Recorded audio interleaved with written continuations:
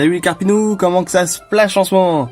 Donc on se retrouve pour la première vidéo de présentation de cartes 7 de base. Et voici donc les boosters français édition 1. Donc je n'ai pas les boosters japonais pour vous les montrer, mais voilà, donc là c'est dans ces boosters-ci qu'on tirait du coup les cartes 7 de base. Et donc qu'on pouvait trouver Magikarp 7 de base édition 1 ou édition 2, donc là en fonction de s'il avait le logo ou non. Donc les cartes 7 de base sont été éditées au Japon en 96, ont été très vite rééditées parce qu'il y a eu une erreur, enfin c'était plutôt les bêtas, on verra quand je vous montrerai les cartes. Donc ensuite il y a eu en 98-99 les premières cartes qui sont sorties en Amérique, suivies en France et dans les autres pays. Donc certains pays ont eu les cartes assez tardivement, plutôt vers fin 99, début 2000. Et donc c'est à peu près sous ces eaux-là que le set de base est sorti. On va passer maintenant aux cartes Pokémon. Donc je vais vous présenter toutes les illustrations, enfin toutes les variantes du set de base pour Magikarp. On se retrouve tout de suite. On commence donc avec la toute première carte du set de base. Donc la toute première édition, celle qu'on appelle la No Rarity, qui ne contient pas de symbole de rareté. Donc ça c'est la toute première édition du set de base japonais, qui a été très vite corrigée et qu'on a très vite eu la carte classique. Donc il n'y a pas énormément de différence sur Magikarp, à part le symbole de rareté, c'est la seule différence. Et sur un Dracofeu par exemple, on va avoir une différence au niveau de la taille et du poids, qui ne seront pas les mêmes.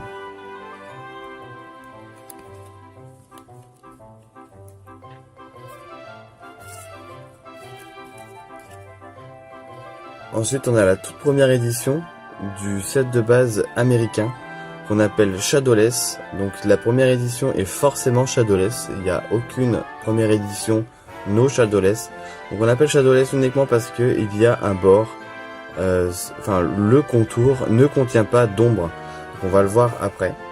Donc il y a aussi la Unlimited, donc deuxième édition Shadowless. Donc la deuxième édition du set de base américain.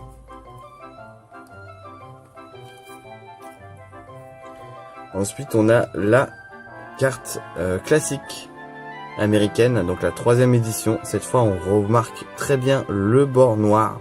Donc ce n'est pas une Shadowless. Donc ça c'est la carte classique. Suivi de la quatrième édition. Donc on appelle la quatrième print. Donc à voir comme ça, il n'y a pas de différence, parce que la différence elle est sur la date en bas de la carte. Donc il y a marqué 99 2000 tout en bas à droite.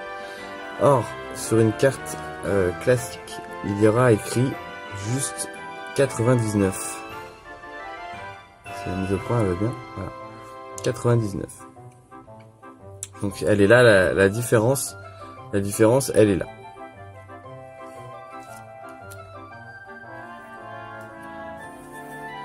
Donc il y a bien 4 éditions avec carte américaine. Ensuite ça va être un peu plus rapide, un peu plus classique. Donc on a la First Edition française, suivie de la Unlimited française. Donc il n'y a pas énormément de différence. C'est des cartes assez classiques, assez courantes. De même en allemand, donc édition 1 Carpador, édition Unlimited Carpador.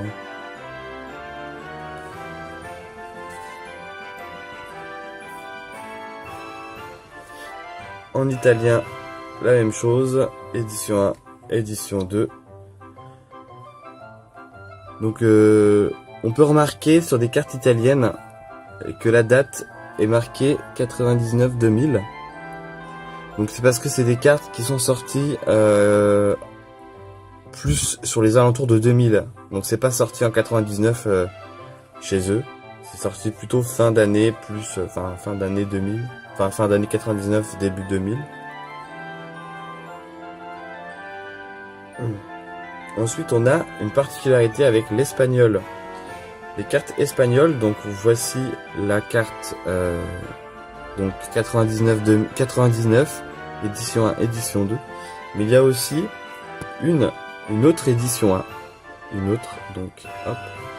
autre édition 1. Et si on remarque là, on peut voir la date, c'est pas la même. Donc je vais vous montrer là en plus gros.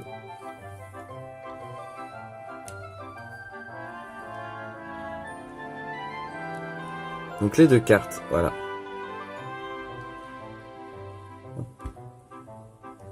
Donc en fait, en Espagne, donc pour les cartes espagnoles, il y a 4 éditions.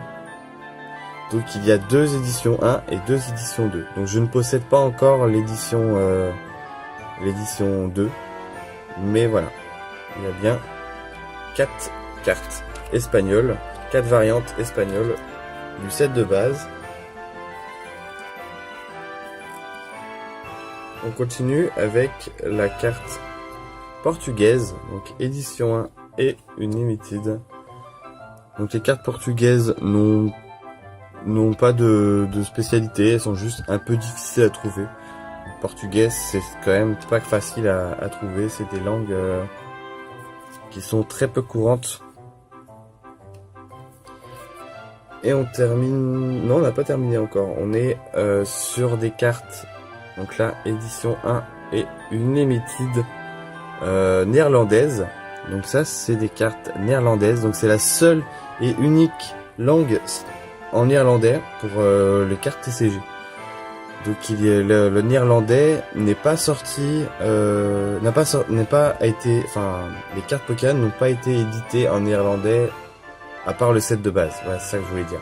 Le set de base, c'est la seule série qui a eu le droit à autant de langues différentes. Après, il y a beaucoup moins, c'est sorti dans beaucoup. Les autres séries ne sont pas sorties dans ces pays-là avec leur langue. Ils sont sortis surtout en américain ou dans une langue qui se rapproche. Donc là, par exemple, chez eux, ils ont dû sûrement avoir les cartes américaines ou les cartes allemandes, par exemple. Voilà. Donc pour la série Jungle, ils n'ont pas eu de cartes avec leur langue en néerlandais. On termine du coup. Alors, on termine. Je vais vous montrer plutôt 2 cartes face cachée. Hein. Donc ça, c'est, on va dire, hein, si je les avais, que c'est les cartes chinoises. Donc je n'ai pas, je sais pas même pas si ça existe vraiment, mais parce que j'ai jamais vu d'illustration, mais il semblerait qu'il y ait en édition 1 et en Unlimited Magikarp set de base en chinois. Donc voilà. Et donc la dernière c'est une coréenne. Voilà. Magikarp set de base édition 1 coréen. Donc le coréen existe aussi en Unlimited, mais ce n'est pas sorti en booster. Donc du coup, si vous avez votre Pokémon, par exemple un Rattata, il est possible, ou un Bulbizarre, il est fort possible que vous ayez d'autres illustrations. Donc pour Bulbizarre, il existe dans les decks. Donc en fait, le coréen est sorti en Unlimited. Les cartes Unlimited coréennes, donc édition 2, sont sorties dans les decks. Il y a très peu de decks et les decks sont très durs à trouver. Donc ça existe, mais c'est très dur, hein. C'est très dur. Elles font partie des cartes les plus difficiles à trouver du set de base avec le chinois. Donc en édition 2. Magikarp n'est pas sorti dans les decks. Il n'y a aucune carte Magikarp qui a été éditée dans un deck. Donc du coup, il n'existe pas de Magikarp Unlimited. Voilà, ça fait partie des cartes qui n'existent pas en Unlimited. Ce que je voulais dire avec Rattata, c'est que par exemple, il y a aussi une autre carte, cette de base, où au dos, alors là, bien sûr, il n'y a pas, hein. Au dos, il y a marqué A ou B, si je ne dis pas de bêtises. C'est des cartes qu'ils ont, c'est les toutes premières éditions de deck qui ont été données dans des tournois pour qu'ils apprennent à jouer les cartes, pour ensuite organiser des tournois. Donc c'est des cartes très spéciales qui sont sorties.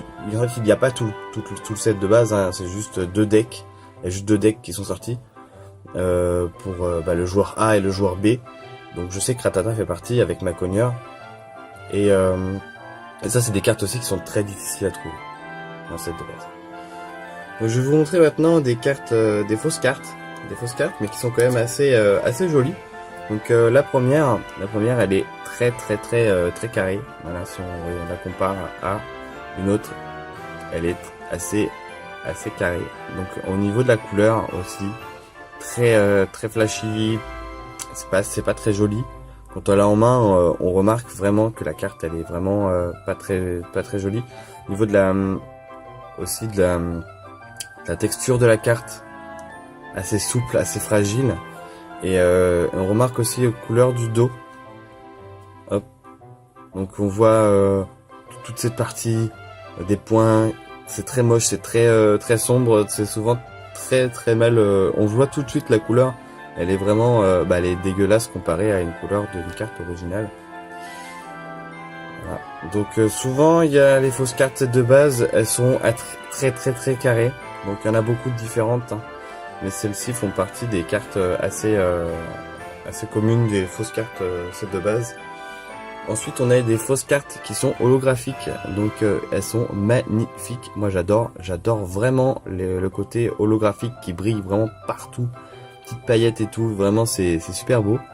Alors pareil au niveau de la couleur, au niveau de la taille, les cartes sont quand même assez plus petites, on remarque, hein, elle est plus petite.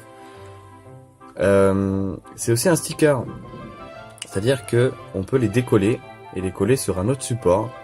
Donc ça c'est quand même sympa, voilà.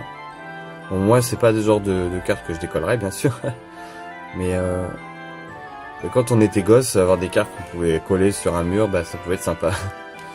Donc le dos, pareil, est très moche. On remarque aussi des bords qui sont très mal découpés, genre un bord qui est vraiment énorme en haut et en bas. Et je vous montre une troisième fausse carte.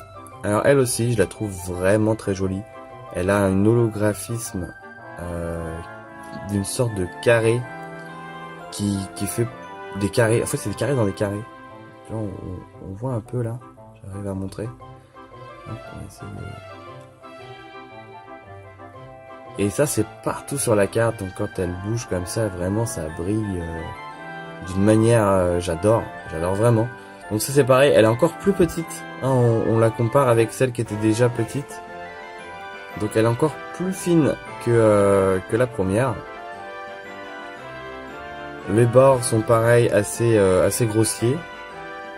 Et le dos, il est vraiment très moche. Donc c'est des cartes qu'on arrive quand même à différencier très vite que c'est des fausses cartes. Mais elles ont le mérite d'exister. Et je crois qu'aussi celle-là c'est un sticker. Enfin voilà. Donc elles méritent aussi d'exister et elles sont quand même assez jolies, surtout les cartes qui brillent d'une manière assez spéciale et j'adore vraiment. Donc les fausses cartes, c'est des cartes que je mets dans ma collection. Donc je les compte pas comme étant des cartes recherchées, mais c'est quand même des cartes que je mets parce que elles sortent de l'ordinaire, elles sont belles et je voulais vous présenter aussi ça parce que du coup c'est des fausses cartes set de base. Donc voilà, c'était la première vidéo de présentation, celle du set de base. Je sais pas trop, je pense que je vais continuer à lancer des cartes. En tout cas, je vous fais des gros bisous. Si vous avez aimé la vidéo, je vous invite à liker, à partager et à vous abonner sur la page Facebook de mes réceptions. Vous pouvez voir mes réceptions et puis pas mal de choses de ce que je partage de ma collection. Donc je vous invite à tout ça. Je vous fais des gros bisous et puis à ciao les carpinous.